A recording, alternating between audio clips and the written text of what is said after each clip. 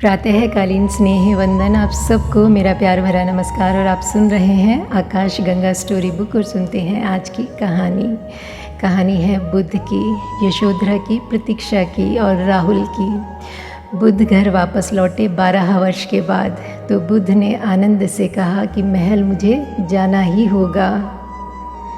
यशोधरा 12 वर्ष से प्रतीक्षा करती है।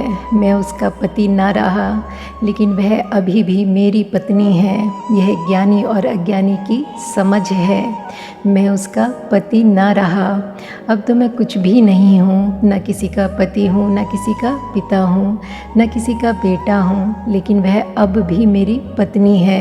उसका भाव अभी भी वही है और वह नाराज़ बैठी है। 12 साल का क्रोध इकट्ठा है और उसका क्रोध स्वाभाविक है, क्योंकि एक रात अचानक मैं घर छोड़कर भाग गया उससे बिना कहे। वह माननीय है, राजघर की है, राजपुत्री है, बड़ी अहंकारी है और उसको भारी आघात लगा है। उसने किसी से एक शब्द भी नहीं कहा।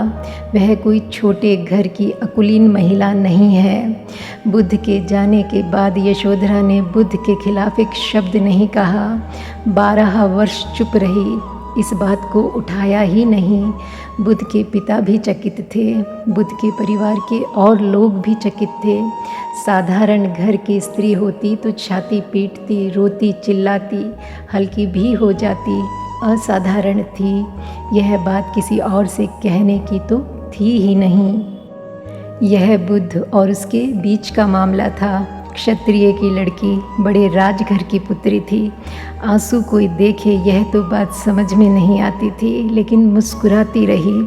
बच्चे को बड़ा किया। राहुल 12 वर्ष का हो गया। बेटे को भी कभी उसने कुछ नहीं कहा पिता के संबंध में। वह चुप ही रही, जैसे बात ही समाप्त हो गई, लेकिन भीतर तो आग जलती रही। बाहर निकल जाती तो हल्की हो जाती। भीतर तो बड़ा क्रोध इकट्ठा होता गया और किसी पर निकाल भी नहीं सकती। यह आदमी जब मिलेगा तभी बात हो सकती है। दूसरे से तो अब कोई बात करने में कोई अर्थ भी नहीं है। दूसरे से तो अब कोई संबंध भी नहीं है। तो बुद्ध ने कहा कि वह प्रतीक्षा कर रही है। 12 साल का क्रोध है, मुझे जाना होगा। सारा गांव बुद्ध को लेने आया। पिता आए थे, परिवार के लोग आए थे। बुद्ध ने देखा, लेकिन पत्नी वहाँ नहीं थी। बुद्ध ने कहा कि वह आएगी भी नहीं, क्योंकि मैं ही उसे छोड़कर भागा हूँ। जाना मुझे ही चाहिए।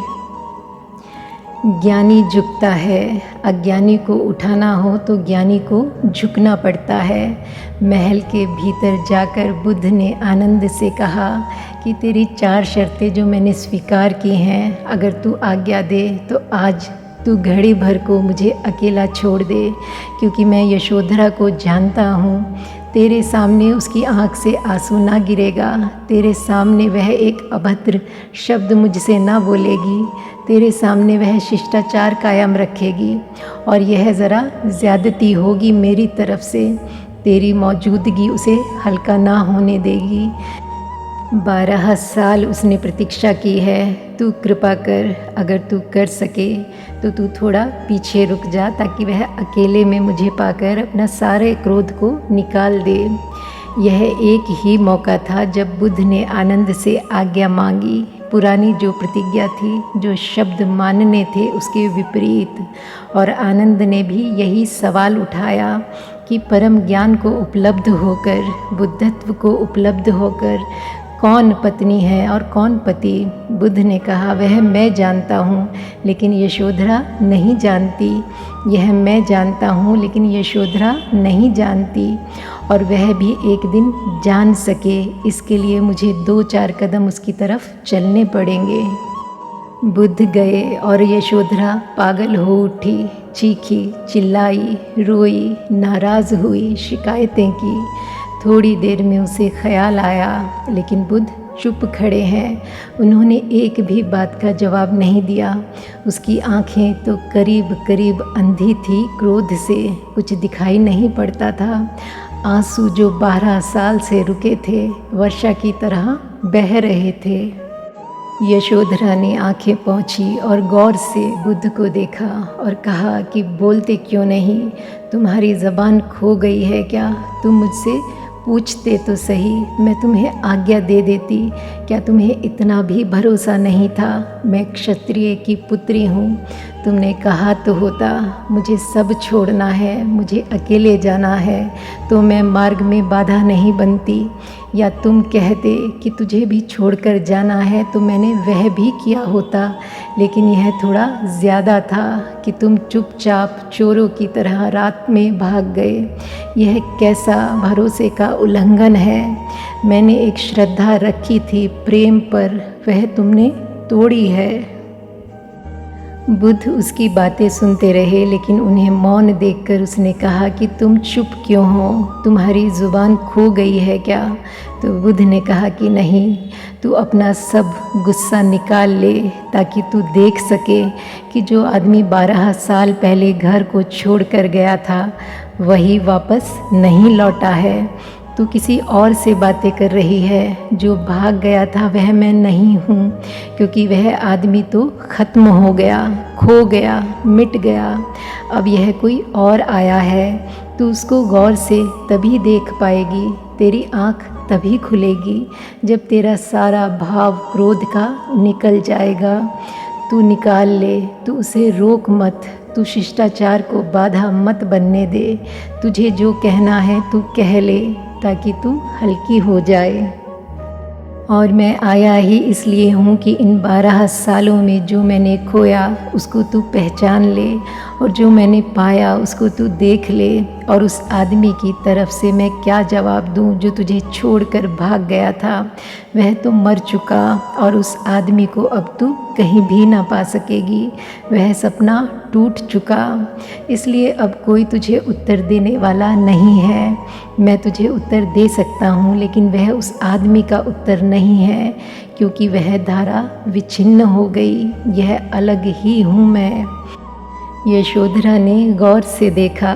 निश्चित यह ज्योतिर्मय पुरुष बिल्कुल अन्य था जिसे उसने जाना था।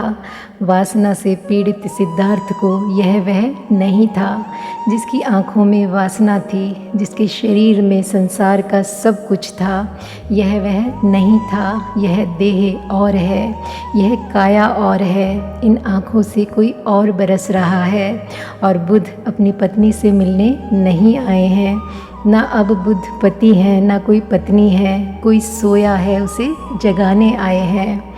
तो यशोधरा झुकी उनके चरणों में और संन्यस्त हो गई, और उसने कहा कि मुझे भी मिटने का रास्ता दो, क्योंकि हो कर मैंने दुख ही पाया है, और लगता है कि तुम्हें सुख का सूत्र मिल गया है। उसने अपने बेटे को भी आगे किया और कहा कि यह तुम्हारा बेटा है। 12 वर्ष पहले तुम इसे छोड़कर चले गए थे। इसके लिए क्या है? कोई संपदा, पिता की धरोहर, परंपरा, वंशगत संपत्ति क्या है? तो बुद्ध आनंद को पीछे छोड़ आए थे।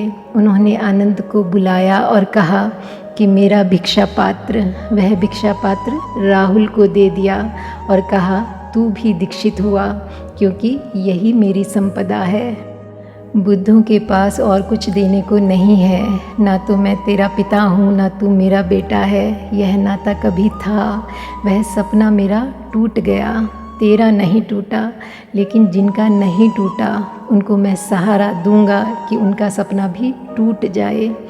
12 साल का यह बेटा दीक्षित होकर भिक्षु हो गया, पत्नी भिक्षुणी हो गई। यशोधरा निश्चित ही हिम्मत की महिला थी। फिर हम उसके नाम की कोई खबर नहीं पाते। फिर क्या हुआ? बुद्ध की पत्नी थी। बुद्ध की पत्नी थी, छा सकती थी पूरे संघ पर, घोषणा कर सकती थी अपनी महत्ता की, लेकिन फिर हमें कुछ पता नहीं चलता कि उसका क्या हुआ। यही आखिरी है उसके संबंध में कहानी। इसके बाद बौद्ध शास्त्र बिल्कुल चुप है। फिर यशोधरा का क्या हुआ? राहुल का क्या हुआ? क्योंकि वह बुद्ध का बेटा था। बुद्ध के बाद वह कह सकता था कि अब मैं अधिकारी हूँ इस सारे विराट संगठन का, लेकिन उसका कोई पता नहीं चलता। ज्ञानी झुकता है ताकि तुम्हें झुका सके। और आज के लिए बस इतना ही, मिलते हैं फिर एक नई कहानी के साथ। तब तक के लिए thank you God and thank you universe.